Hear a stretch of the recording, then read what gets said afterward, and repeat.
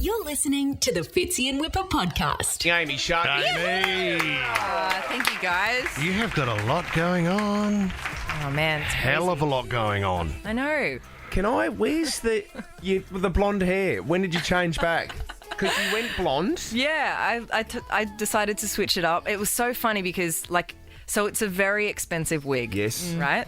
And it looks so real because of the regrowth. And everyone thought it was real. So I was like, oh, my God, I got to go with this. And, Got to run with that. Did you get treated differently as a blonde?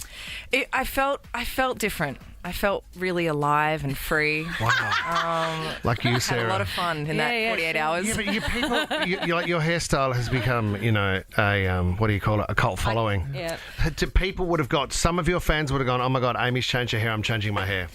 Yeah, well, I hope not, because a few of them have seen. Obviously, I've had brown hair and I've posted some stuff, and they're like, "Wait, you're not blonde anymore?" And I thought the same. I'm like, I hope people haven't gone out and fully bleached their hair.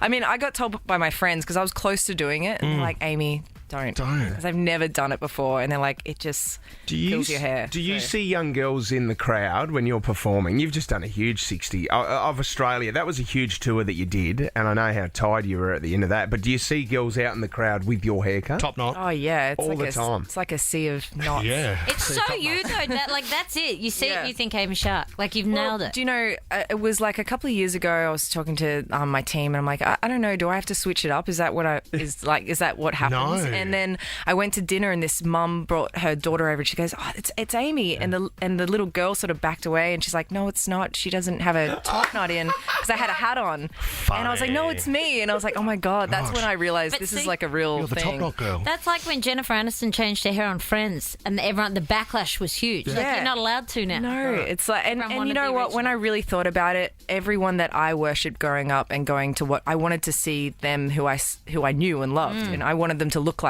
Yep. who I wanted them to look like when they walked on stage, and I think I just let down.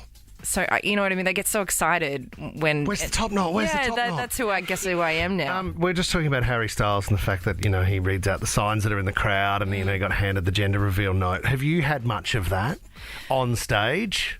Or a proposal, or you hear all these stories. I toured regional Australia, okay?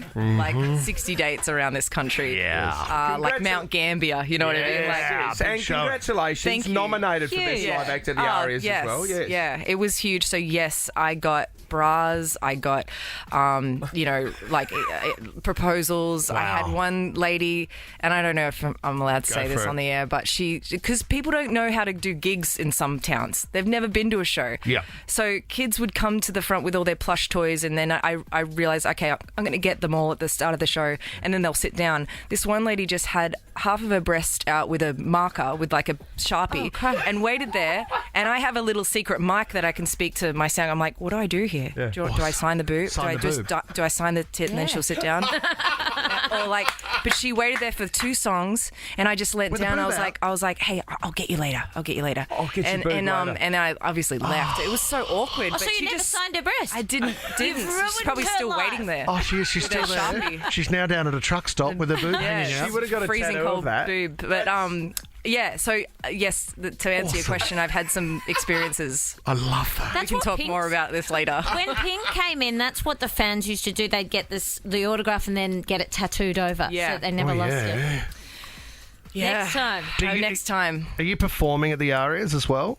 No, I'm not going to the ARIAs this year. Oh, you're not? No, I'm actually gonna be spending some time with my nan because her carer has to go overseas, so I'm gonna be caring for her for a month. So Nice. we're gonna watch it from my nan's living room. Nan's on the Goldie too? Yeah. Awesome. Yeah. Spoken to you before about some of the huge acts that you've worked with. You're actually going to be performing with the Killers coming up as well. You're doing a gig with the Killers, which will be huge. But Blink-182 as well. You've done a song with Mark Hoppus before with Travis Barker and that as well.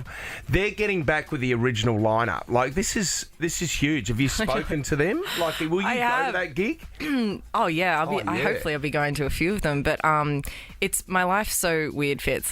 Obviously I've been a fan for years, as a teenager, and now I'm kind of friends with. Sorry, guys. Sorry. Yeah. But yeah, I actually was in Sanitas a couple of weeks ago and got to go go to this this guy was turning 50, and he's sort of like a tour manager. He's Muse's tour manager, and it was at Tom's house. So I'm like, DeLonge from Blink-182. Yeah, I just went to Tom DeLonge's house, and he's like, "Do you want to hear some new Blink?" And he's got this beautiful studio. Oh my god! And it was wild. So yeah, I still have to pinch myself. You'd have to ask for that support, wouldn't you? Just have to just go, boys, if you need some support. I think they'd be too scared to, because like, you know, I would want Mark to sing his bit. I'd want Travis. They're probably like, let's not get her because we'll be too busy. Like she'll want us to like do our songs with her. Oh, I don't want to make things awkward at all on the show because we're friends, Amy. We've done a lot together. And when we saw this photo on Friday, Fitz had a bit of an issue with it.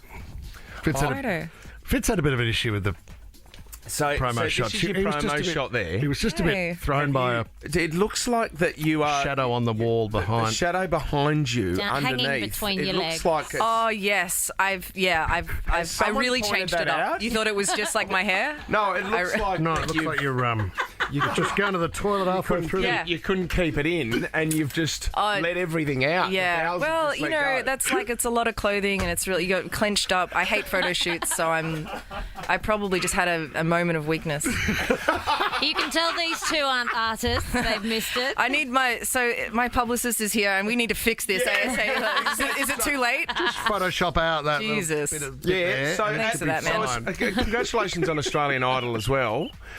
Did you enjoy it? The experience? Was it amazing? Yeah, I mean, I still feel like there's a lot to do. We've done the auditions, and I'm actually loving it. You know, I got a really great friend in Harry Connick Jr. and Megan Trainor, and the first day was really stressful. I was so nervous, and I've had a few moments of I'm not meant to be here. Yeah. And then I've had some moments where I'm like, wow, Amy, I can't believe you're here. Yeah, Why yeah, did yeah. you You're a think you weren't judge. supposed to be there? I mean, look at your career, and these are people who would love your career. Yeah, I guess like it's just who we are as Australians, self-deprecating, and it's happened so quick for me. I think I'm always going to be a little bit like that. I'm getting a lot better with, like, you know, I know how to write a song, and I know what I'm doing, and I know I'm good at that, and I know that's like my purpose. But when you're sitting there judging someone, that's a lot, you know. And I used to watch these shows and feel so scared for these kids. So I've taken a real nurturing role, I guess, and I love that they're seeing another Australian sitting there, like, who obviously I worked really hard to get there, but it gives them hope. I can see it in their eyes, you know. What's Harry Connick Jr. like? Does he go hard? He's like my best friend. But he's brutal. Is he? Yeah, he's not there to mess around. Is man. he constructive brutal, or is he so that's constructive? rubbish? No, he's very constructive, and it's all like he articulates it so beautifully that, you know, if I'm next after him, I'm like, I'm just going to sound like an idiot. Yeah, sure. That was so amazing what you just said. It's very technical a lot of the time, but Have you watched any of his he's a pro. movies? I mean, Will and Grace, man. There's He was so good in that. There's a movie where he is a serial killer. It's called Copycat. Yes. It's from the 90s. Yeah. Sigourney And Weaver. he is so scary in it. Yeah. If you can go and watch that, No, I don't think he'll you look can at me watch- and he gets the copycat eyes out. He'll look at me and be like, "You'll be fine, but don't mess it up. Oh God. Don't mess up my show." Yeah, all right, mate. So if someone's no good, right, and you in your gut says there's no future for you in this industry, You're too how do nice. you say Amy's- that? Yeah. Oh man. Better luck next year. Take up pottery? Yeah, like it's really tough, and that was my biggest fear, was how am I going to crush someone's dreams, you know? Yeah. But like it's everyone's different. I kind of zone in on a million other things. Okay. Like they might have said that, they also are really good at cooking, and I'll be like, oh, I mean, you've got cooking as well. I mean, maybe, you know, You don't have to sing in the kitchen. and you can just cook. and that's so good that you've got that passion and that outlet as well. You know, You actually It's- said that to Whit before the interview as well. Well, at least, yeah, exactly. I nearly went home and cooked a stew. There's always cooking. I'm going to do a beef bourguignon. Amy's new single, Only Want to Be With You, is available everywhere now, and you can catch her on Australian Idol as well. Love you, Ames. Thank you very much for coming in. Thank you, guys. Thanks, I Amy. appreciate it. You're listening to the Fitzy and Whipper podcast.